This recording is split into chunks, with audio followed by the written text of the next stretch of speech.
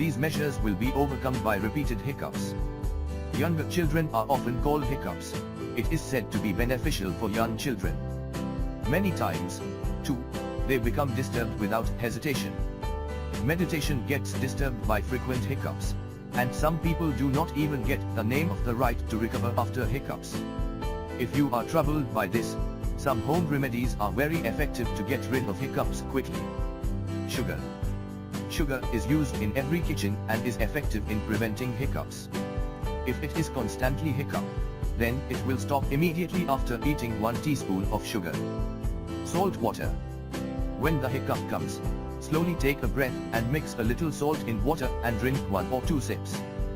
This will get relief soon. Black pepper. Put a little sugar candy and 2 black pepper in the mouth and keep sucking its juice. Drink water with it too, doing so hiccups and closes. Chocolate powder. The hiccup quickly closes with the chocolate pauser too. When the hiccup comes, eat half a teaspoon of chocolate powder. This will get relief from